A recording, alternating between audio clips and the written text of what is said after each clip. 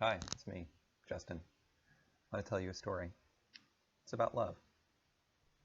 I'm really into archaeology. You might say, I love it. But that's not what I'm telling a story about. Not today. My father was, for a time, a professional archaeologist. I didn't know him. He left my mother before I was born, for reasons which are, to my current understanding, totally human and understandable. In any event, I sort of fetishized my father as a weird ambivalent figure. On the one hand, I hated him because he had abandoned me.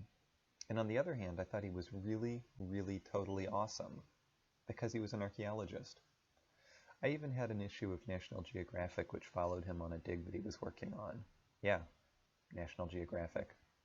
I probably had 100 issues, ranging from the entire 100-year circulation of the magazine. Most of them I'd found in a dumpster behind the public library, along with such other interesting flotsam as half-smoked cigarettes and old hypodermic needles. Truly exciting stuff for a little boy. Anyway, these magazines did a great deal to cement my interest in ethnography as well, even if they did so from an antiquated, insulting position of European superiority.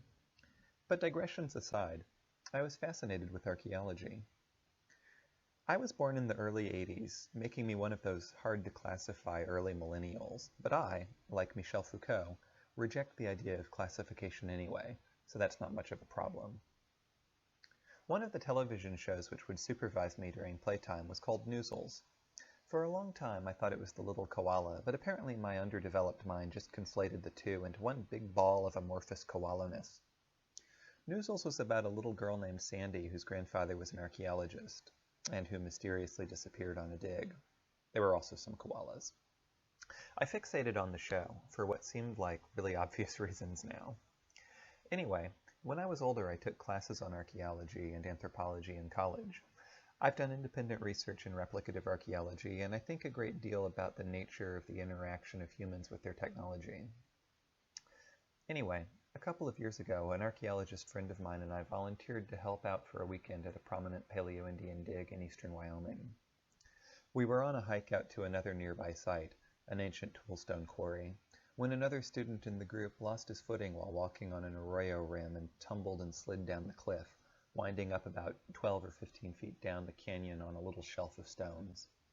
We were all shocked and horrified, and after one of those pauses that seems like forever, the guy called out, "I'm okay. I'm okay." His legs were scratched up and bloody, and he lay there in a heap like some embarrassed, bloody laundry. "Are you all right?" asked my friend. "Yes," he called back from the bottom of the arroyo. "Just leave me.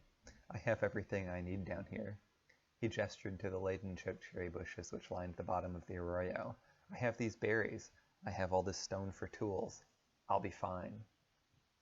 There was a long, dramatic pause, and finally my friend said, "You also need love." We all laughed, and the student got up, climbed his way back up, and rejoined our party. We finished the hike and visited the site. It was an amazing place, many, many acres, strewn about with the mine tailings of thousands of years of stone excavation. As I looked out over the windy, yellow, short-grass prairies of the Wyoming high plains, I realized that as much as it was my curiosity and interest in anthropology and archaeology that had brought me here, it was my desire, above all else, to be loved by a parent I'd never met. Sometimes you feel very small, either because of your emotions or because of the size of the landscape around you. On those high plains, you can see forever, and I felt incredibly, astonishingly inconsequential.